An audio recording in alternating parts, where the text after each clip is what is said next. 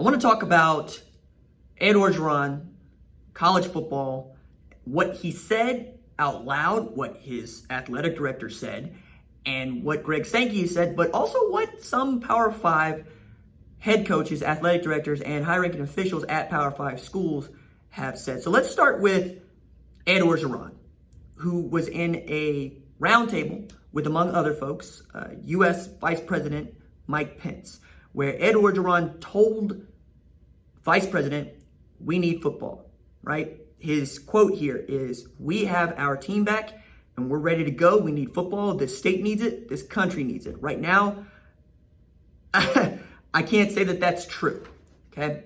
I know that we need it for the money.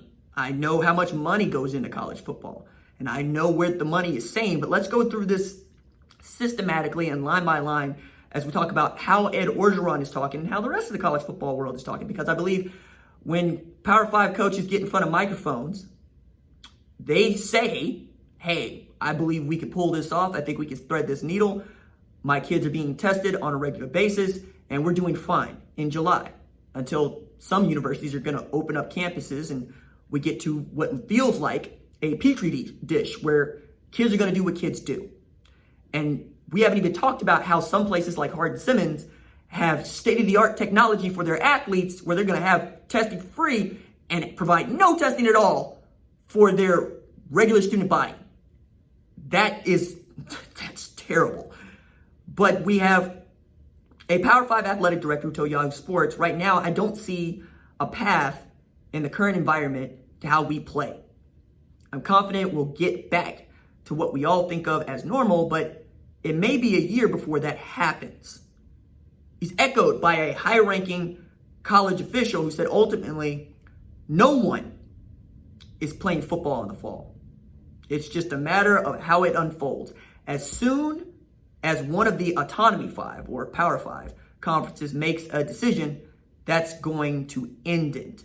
Another Power 5 coach said, "I cringe when I hear administrators saying that the health and safety of student athletes is first and foremost. No, it's not. If it was, you would have already punted the season." This is a point I made on Monday, and I'm getting castigated for it, which is fun, right? We go with another Power 5 coach, pointed out that while perpetually delaying a season is a good strategy in a conference office boardroom, it's more difficult in reality, saying, quote, "The concept of delaying it or pushing things back makes complete sense from a conference office standpoint. However, for coaches to keep a group of 100 to 130 young men between 18 and 22 years old focused and not fall victim to the vices of normal college kids is in some ways unrealistic. Our chance to keep our cohort group healthy gets harder with time, not easier." A high-ranking official at a Power 5 school said, "The thing that's starting to settle in for us, we've been talking about this as a one-year problem. I'm not sure that it's a one-year problem. To me, it's more likely we're in this situation the same time next year than we play college football in the fall anyway." He says, "I hope I'm wrong, but I think the season being canceled is a foregone conclusion." This after over the weekend we had 70,000 positive coronavirus tests in the United States, setting a one-day record. We've seen outbreaks on college campuses already. We've seen surges in cases in Florida, Texas, and Arizona. Today, in Tulsa, Mayor G.T. Biden is going to sign an ordinance saying you need to wear a mask in public places.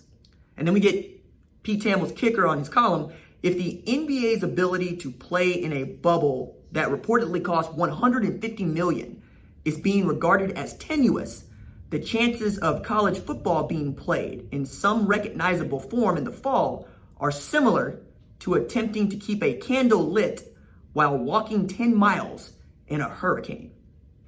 But let's circle back to Ed Orgeron, okay? Let's talk about what his athletic director, Scott Woodward, had to say in a statement about the postponement through August of what they're trying to do. This was a collective decision made in the interest of health and safety of our student athletes, coaches, and staff. The reality is we are not where we need to be in regard to the spread of COVID-19 to safely compete as scheduled for now. I cannot stress enough how important it is for all of us to take seriously public health recommendations to keep our community safe. We even had SEC Commissioner Greg Sankey say, look, we know that wearing masks helps stop the spread and gets those numbers down. If the numbers keep going up, you can't play football. And while it felt good in May, and it felt like we were trending in the right direction in May, our reopening and the way that we have reopened across the country has affected how good we're going to be at containing this virus to play a football season. When the numbers are going down, this argument works. As the numbers are continuing to rise, it doesn't work. And they're continuing to rise at precisely the wrong time if you're trying to play football in the fall. Let me walk this out with an analogy. Folks tell me they like the analogy. Imagine that your football team is a matchbox and each one of your football players is a match. Apart, strike a surface, right? Catches fire. Maybe it burns out, maybe it doesn't. That same match near the box of matches catches fire, the entire box of matches goes up. Make it a waterproof box if that helps you, because that's what you're essentially claiming to me by saying that the kids are more safe or safer at a college campus surrounded by support staff. You're saying that you got a waterproof matchbox. Okay, I'll let that walk out. They are student athletes, as you continue to tell me, though, too, right? They got to go to class. They got to go eat. They got to go to the bathroom. They got to practice. So if you have one of those box matches that leaves, comes back, gets struck, everybody goes up. Okay? If you have one of those players comes into contact with somebody that has the virus, and then they go hit somebody where they are sweaty, where they are snotty, where it's hard to move and it's hard to breathe. Yo, man, I walked into Quick Trip today. I had my mask on my face. The dude didn't have his mask on his face. He sneezed on a dude near him, and I can tell you the whole kitchen area just clenched up. And this man that got sneezed on would look so mad. He was so red-faced. He had on a mask, and he said, don't come near me. I'm fine. Don't come near me. He was mad as hell. I can only imagine how that must feel for everybody else now. A sneeze is not a sneeze anymore.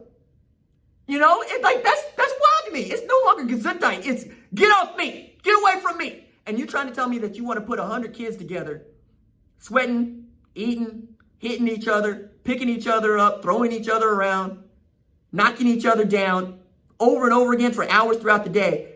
And you're telling me that none of them is going to test positive and none of them is going to get sick. Yeah, keep walking that logic out.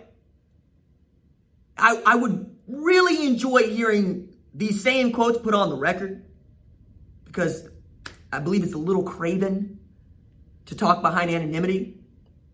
And we're talking about insubordination versus what's right.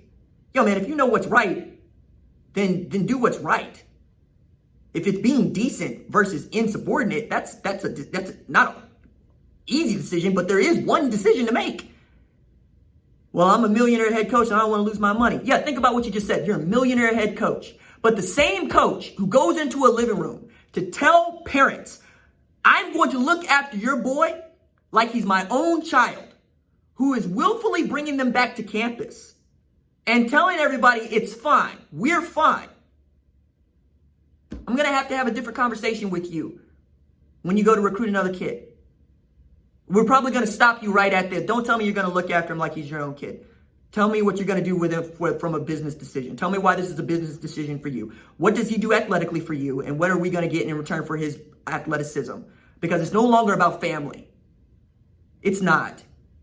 It's a bottom line business now. Be clear about that. I'm not saying that you need to be condemned for it. I am saying you need to be clear about it.